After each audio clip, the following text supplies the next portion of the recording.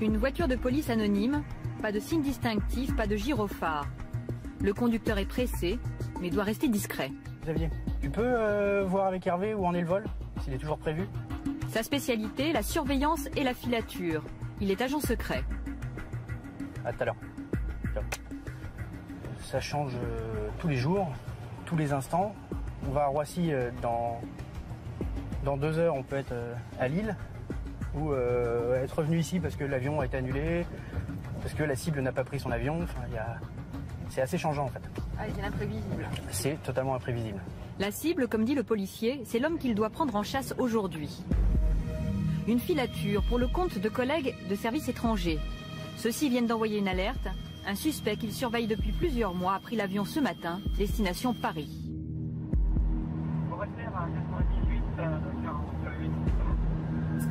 Pour tout connaître de ses déplacements, ils ont demandé le soutien des services français. Nous, sur ce type de dossier, on a quand même peu de connaissances du dossier.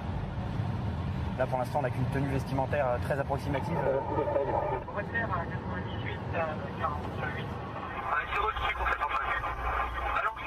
Peu d'éléments, mais le policier ne travaille pas seul. Son équipe est déjà sur place. Engagé ce matin, il y a 7 garçons, une fille. Et vous vous déguisez? On se désilhouette, en fait. On change d'apparence vestimentaire assez facilement. Le filocheur idéal, il n'est pas de très grande taille, il ne faut pas qu'il fasse 1m90 tout en muscles. C'est un monsieur tout le monde. Le filocheur, comme il l'appelle, c'est celui qui mène les filatures. Arrivé à Roissy, terminal international. L'opération est maintenant clandestine, pas question de se faire remarquer. Nous suivrons en caméra cachée. Le policier nous sert de guide pour repérer ses collègues cachés dans la foule. Vous avez à droite le gars qui fait le mot croisé sur son journal. Cet homme, c'est un agent secret. Les 2 autres n'ont rien à voir, mais par contre, au milieu, oui, c'est chez nous. Celui qui dort ou fait semblant. Lui, un policier, passager parmi les autres.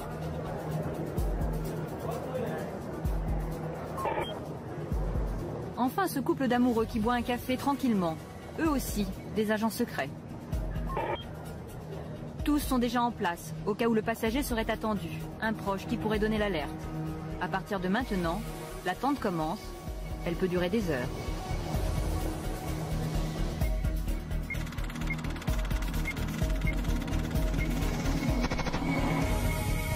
Bienvenue dans un monde très discret.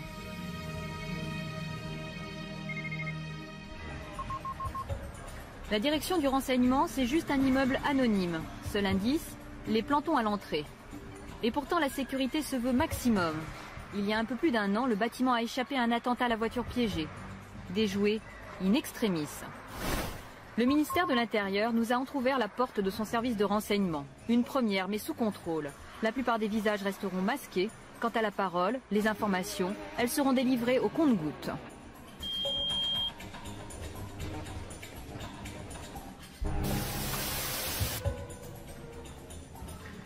Le sésame, c'est ce badge. Sans lui, aucune porte ne s'ouvre. Et il y en a beaucoup. Pas question qu'ils nous perdent de vue. Tout le monde ici est pisté. La direction de la surveillance du territoire, les renseignements généraux n'existent plus. Tous sont regroupés maintenant dans un même service baptisé la DCRI, la Direction centrale du renseignement intérieur. Voilà, hein, donc vous avez là certains dossiers qui ont fait vivre la DST et puis maintenant la DCRI. Voilà. C'est quel type de dossier? Ce sont des dossiers sur les grosses affaires du contre-terrorisme. Hein, voilà. Notre guide est le responsable de la lutte antiterroriste. Ça c'est pareil, mais ça ce sont les dossiers actuels. C'est pas très rempli quand même. Non, vous voyez, parce que le reste est là. Car tous les soirs, le bureau doit rester vide. Donc tous les soirs, ce que vous voyez sous mon bureau rentre dans cette armoire. C'est quoi, c'est une règle? Comment ça? Ah mais bien sûr c'est une règle, c'est vrai pour tout le monde. Est-ce que chacun sait ce que fait l'autre? Non. Non, non. C'est moyen pour l'ambiance, non? Ah pas du tout, non, pourquoi? Au contraire. Il y a des machines à café? Il y a des machines à café, par-ci par-là, oui, on en trouve, mais les gens se parlent, hein. Mais ils n'ont pas besoin d'évoquer les affaires qu'ils traitent.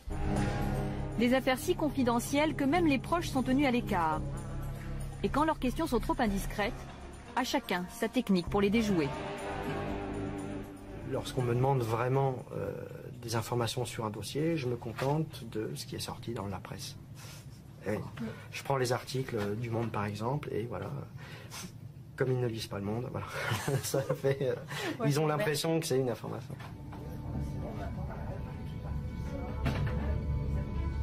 À 2 pas du bureau du grand patron, nous sommes au cœur du système. Les ordres partent d'ici. Même les écrans des ordinateurs sont classés secret défense. Interdiction de les filmer. Ils sont des contacts directs avec les autres services de renseignement français, étrangers, mais aussi avec l'Élysée et Matignon. C'est là où arrive tout le courrier, tous les messages, que ce soit des informations, que ce soit des demandes d'informations. Tout arrive ici, tout est redistribué d'ici, avec des gens qui sont spécialement recrutés pour ça, parce qu'ils ont une bonne connaissance de la direction, ils ont une bonne connaissance du travail, ils savent percuter très rapidement, et surtout, ils savent à qui ils doivent envoyer les informations pour qu'elles soient analysées le plus rapidement possible et à qui ça va servir. Nous sommes autorisés à filmer dans ce service. Ces agents sont les plus sollicités. Tu as des nouvelles Ici, les policiers s'occupent d'une branche islamiste la plus virulente contre la France. Tu peux essayer de les appeler pour voir ce que ça donne? Tu me tiens au courant? Ouais, je te tiens au courant. Merci. Je t'en prie. Nous, notre mission, c'est de déjouer un attentat avant qu'il soit commis. Démanteler un groupe, neutraliser d'une manière ou d'une autre des individus qui seraient prêts à fomenter un attentat. Donc on ne peut strictement rien laisser au hasard. C'est impossible. Des menaces contre la France, il en reçoit une dizaine par jour. Dans sa main, l'une d'elles.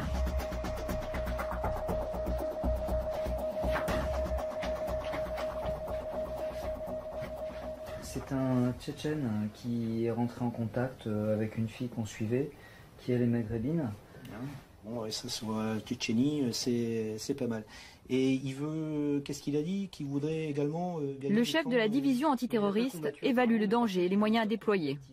Bon, allez, on va essayer de voir un peu de quoi il en retourne. Bon, on peut penser qu'en tout, il va y avoir une cinquantaine de personnes qui vont travailler dessus.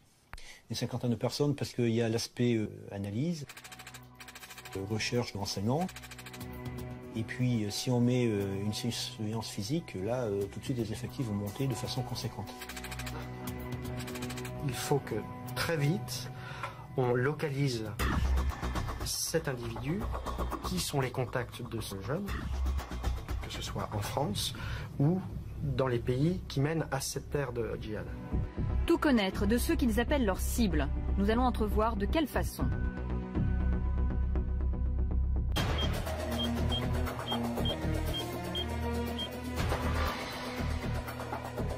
Posées quelque part en France, leurs espionnes les plus indiscrètes.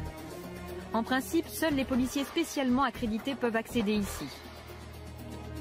Interdiction de filmer alentour. D'ailleurs, nous sommes tenus de garder l'endroit secret. C'est ici que les policiers tentent de pister les terroristes jusqu'au bout du monde.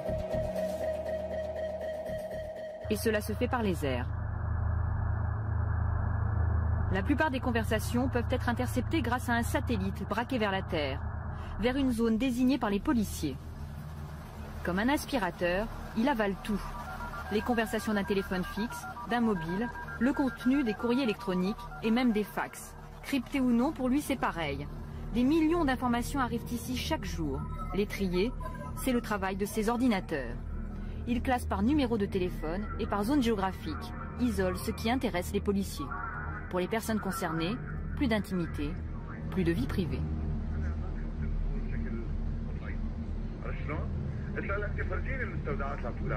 Ces agents ne s'occupent que des écoutes téléphoniques dans les pays du Maghreb et du Proche-Orient.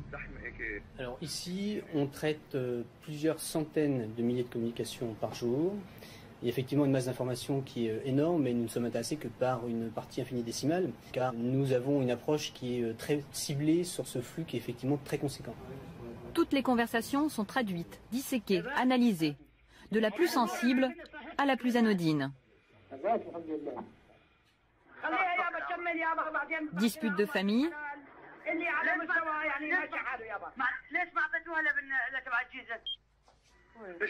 discussions d'affaires,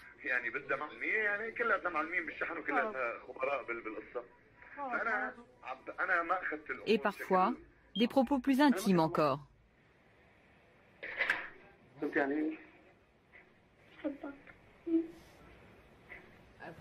À quoi servent ces conversations? Comment vont-ils les utiliser? Dans la pièce, c'est le silence. Nous n'en saurons pas plus. Apparemment, nous avons atteint la limite pour ces policiers et nous n'obtiendrons pas de réponse à nos questions. Cette question, non, je réponds pas. Pourquoi? Si.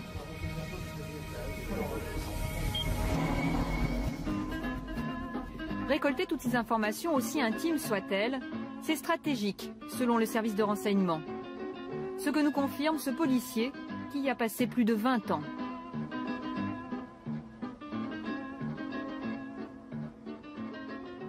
Lorsqu'une personne est, j'allais dire, fait l'objet d'une enquête, elle a plus de vie privée, parce que sa vie privée se confond avec sa vie de délinquant. Donc, si vous voulez, lorsqu'elle a donné des rendez-vous avec des complices, c'est plus sa vie privée. Lorsqu'elle demande à quelqu'un de lui apporter du matériel, s'il n'est pas prudent au téléphone, de lui dire tu vas m'acheter du nitrate, tu vas m'acheter des montres pour des systèmes de mise à feu, c'est plus sa vie privée, ça. Si vous voulez, c'est sa vie d'homme qui est engagé dans une activité terroriste. Et ça, pour vous, ça lui justifie le fait de ramasser autant de renseignements aussi privés, aussi divers? Mais si vous voulez, quand vous faites une écoute téléphonique, vous ne pouvez pas demander à la personne, lorsqu'elle appelle, de dire bon, ça c'est ma vie privée, hein, j'ai rendez-vous, je vais chercher mes enfants à la crèche, ça c'est ma vie privée, et en même temps faire la différence en disant bon, maintenant j'ai rendez-vous avec 2 complices pour préparer un attentat. Tout se mélange, et donc il y a des parties qui ne présentent aucun intérêt. C'est pas pression? Mais quelle pression de dire qu'il a sa famille? Non, il a aucun. Une maîtresse? Une maîtresse, vous savez, les gens maintenant, on en rigole. On en rigole d'avoir une maîtresse. Et pourtant, ces informations privées sont utilisées. Beaucoup enrichissent le fichier antiterroriste. Il s'appelle Christina. À l'intérieur, près de 3 millions de noms. Des personnes soupçonnées d'atteinte à la sécurité de l'État en France et à l'étranger, mais aussi leurs proches et leurs relations. Christina est née il y a 1 an de la fusion de 2 bases de données, celle des renseignements généraux et de la DST. Comme ses prédécesseurs, ce fichier ne peut être contrôlé qu'après une procédure spéciale. C'est quelque chose qui est totalement légal, déclaré, ça voit le jour. Alors évidemment, tout ce qui est à l'intérieur, ce sont des informations classifiées, donc évidemment, c'est la raison pour laquelle il est destiné à l'usage exclusif de la DCRI. Au bout d'un moment, ce fichier devient une grande mémoire commune. Donc évidemment, on ne les intègre pas au regard ni de leur nationalité, ni de leur religion, ni de quoi que ce soit, mais par contre au regard des individus qui sont impliqués dans des activités terroristes ou qui sont susceptibles de l'être. Donc là, on va démarrer une enquête. La première chose qu'on va faire, c'est qu'on va regarder si cette personne est connue de nos fichiers, soit lui, soit des gens de son entourage. Nous avons obtenu une démonstration de ses capacités. L'analyste entre le nom d'un homme présenté comme un islamiste radical. La machine cherche parmi des millions de données. Elle fait ses recoupements et finalement trouve. Sa fiche apparaît, à l'intérieur des éléments très précis sur sa vie privée et professionnelle. Je sais où il habite, je connais son environnement familial, qui a priori est stable. Alors, je peux voir par exemple s'il a des frères et sœurs. Son père a cherché du travail dans la sécurité. Je sais que par exemple, il a assisté aux commémorations de la déportation du peuple tchétchène, donc le 23 février.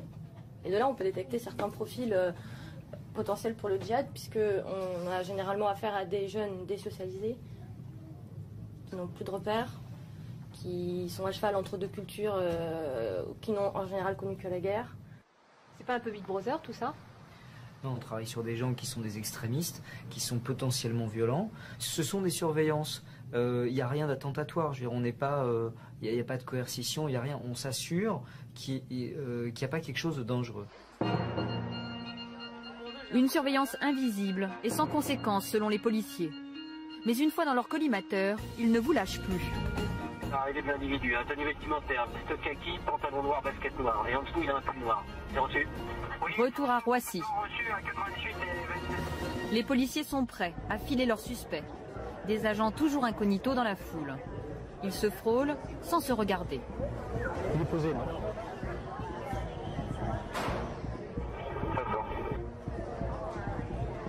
Le voilà. Il n'a pas repéré le policier derrière lui, ni ceux qui s'apprêtent à le prendre en filature. Les policiers ne doivent pas le perdre, sinon aucune chance de le retrouver.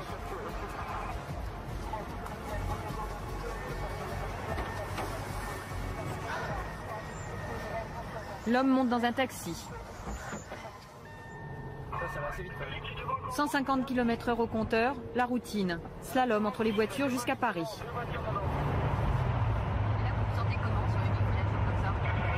Bien, bien, très bien. Il y a toujours le petit moment où là, quand c'est parti de Roissy, on n'a pas envie de rater. Donc, mais on le fait. On arrive à gérer quand même.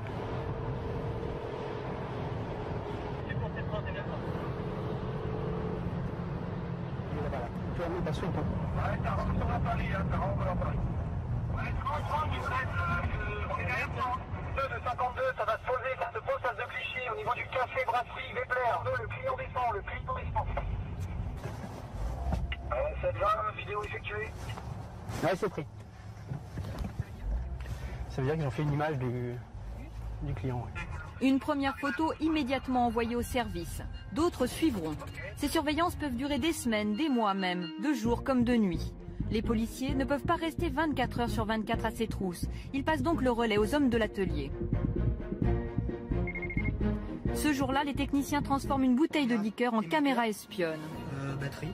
Le trou dans la bouteille se trouve là. Poubelle. Borne incendie.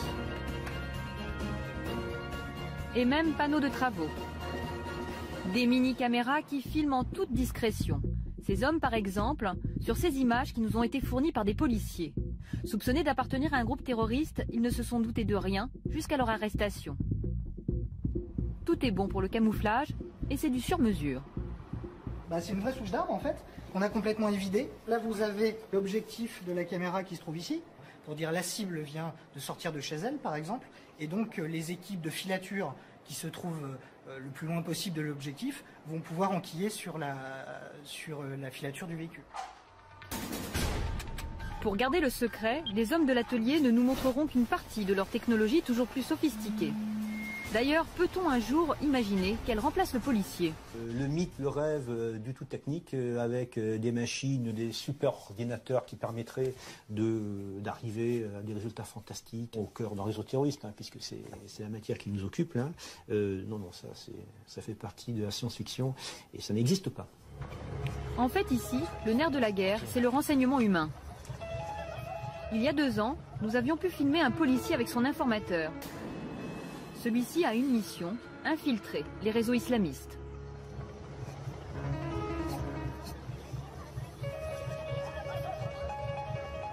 Ils doivent en être assez près, concrètement, pour pouvoir avoir des accès et être en ceci intéressants pour notre service, mais ils doivent en être assez éloignés au plan de la psychologie ou de la philosophie pour pouvoir dire non, ceci n'est pas mon islam. Cet homme est un officier traitant. Il recrute et gère ce que l'on nomme communément des indiques. Mais ici, on les appelle des sources. Alors, je vais intervertir des puces, tout bêtement. Chaque contact fait l'objet d'une procédure précise. Et pourquoi? Pour pouvoir ne pas avoir le même boîtier que j'ai déjà utilisé avec cette personne que j'appelle et me donner la possibilité d'avoir 2 boîtiers différents, dont un qui n'a jamais servi. Un simple téléphone peut devenir une arme pour l'adversaire. Alors le policier n'a pas un portable, mais des dizaines. Un par source, un par affaire. Yes, sir. C'est bon. Pas un peu paranoïaque, tout ça? C'est tout à fait, on assume parfaitement la paranoïa parce qu'ici, on protège des gens. Pas uniquement le côté, on a la protection, on protège la France, etc. Ici, on protège des gens, des vrais gens, qui sont dans un boulot dangereux, qui risquent parfois leur vie, et on essaye juste de ne pas les perdre.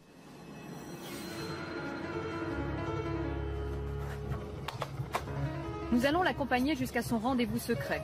Le temps de l'interroger sur le profil et les motivations de ces mystérieux informateurs.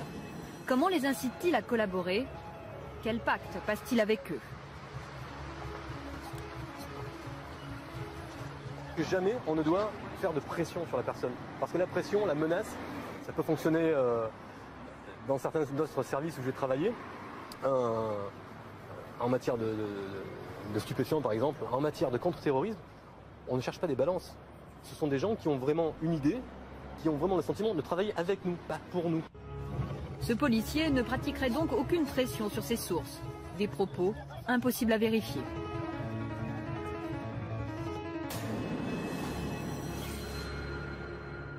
Alors qu'est-ce que vous attendez de vos agents? Qu'ils s'infiltrent réellement dans des réseaux. De terroristes potentiels, de gens, et il y en a qui veulent tout faire péter uniquement parce qu'ils ont un grain, de gens qui veulent éradiquer tous les mécréants, et les mécréants, c'est nous tous, et y compris d'autres musulmans. Est-ce que vous avez dû exfiltrer des sources en urgence parce que tout à coup vous vous rendiez compte qu'elles étaient démasquées? Oui, c'est arrivé, et grâce à l'intervention d'un pays ami, on a pu faire sortir la source au moment le moins pire. Et qu'est-ce qu'elle risquait? De servir de bête sacrificielle. Ah, ils risquent vraiment leur peau. Oui, puisque l'avant-veille, elle avait assisté à un égorgement rituel d'un prêtre. Donc le lendemain, elle a pris ses clics et ses claques. Risquer sa vie ou mourir. Avant de se rendre à son rendez-vous secret, le policier nous donne une dernière clé. Toutes les affaires de contre-terrorisme qui ont été résolues en Europe ces dernières années, toutes ont été résolues grâce à des sources humaines.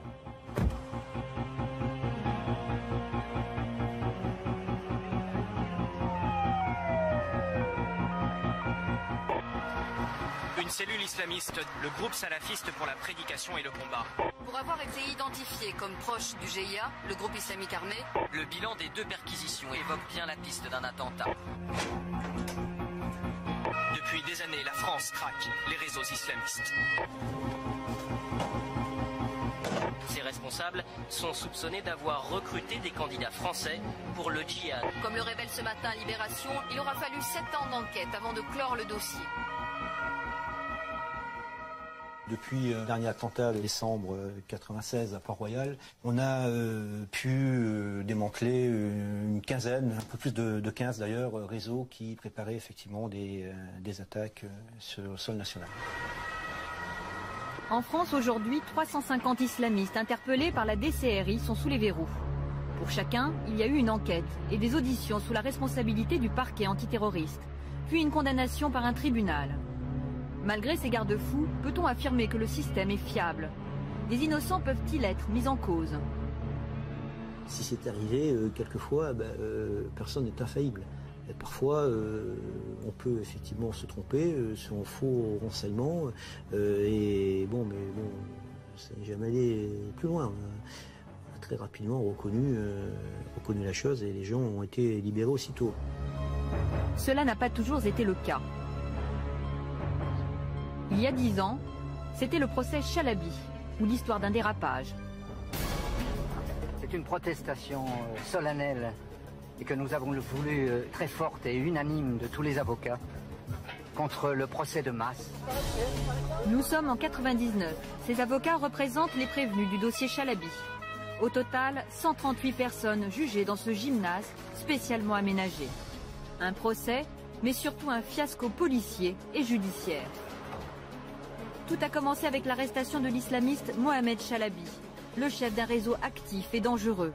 À l'époque, dans un climat d'attentat, la machine judiciaire s'emballe. S'enchaînent de vastes coups de filet et des emprisonnements à la chaîne. Le jour du procès, il y a les auteurs, mais aussi des membres de leur famille, des amis, des collègues et même des voisins de palier. J'ai fait 1 mois de prison, et mon mari 17 mois de prison, et mon frère 7 mois de prison, et tout ça c'est pour rien du tout. Ils avaient été donnés par des informateurs ou étaient apparus sur des écoutes téléphoniques, tout comme cette femme emprisonnée 4 mois pour rien. Bon, j'étais pas la seule, il y avait plein d'autres cas, des gens qui étaient là parce qu'ils connaissaient quelqu'un, parce qu'ils avaient une adresse dans leur carnet d'adresse, parce que quelqu'un leur a téléphoné. Bon. Au final, 31 relax, des innocents pris par erreur dans les filets de la lutte antiterroriste. Selon les policiers, ce procès a marqué un cap. Depuis, des enseignements auraient été tirés. Toutes les choses évoluent, les situations évoluent, la connaissance du phénomène évolue aussi, et elle progresse. En général, heureusement d'ailleurs, on progresse également dans la connaissance. Donc peut-être qu'à l'heure actuelle, on est plus en capacité de bien cibler les gens à suivre et à neutraliser. Voilà. Maintenant, j'espère effectivement qu'on n'aura pas de nouveau à arrêter 300 personnes par an. Bon, ça veut dire que vraiment, là, ça deviendrait extrêmement dangereux.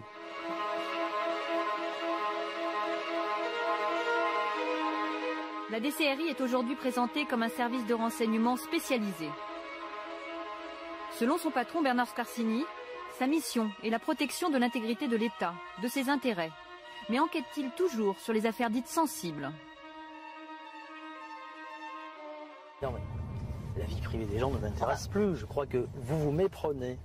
Il y a eu une évolution de nos missions et tout le reste qui correspondait d'une part à une autre époque, où effectivement il y avait un lien entre le politique et l'aspect renseignement également d'ordre politique, effectivement permettait de laisser diligenter un style d'enquête de ce genre. Aujourd'hui, tout ceci a volé en éclats. L'affichage est clair, la réalité peut être beaucoup plus complexe. Difficile, en effet, d'imaginer qu'un pouvoir politique n'ait aucun dossier sur les affaires privées de ses adversaires. Bonsoir, monsieur.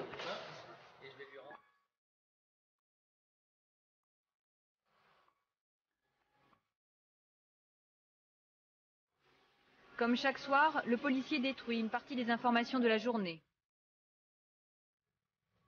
Il range ses dossiers dans son armoire forte.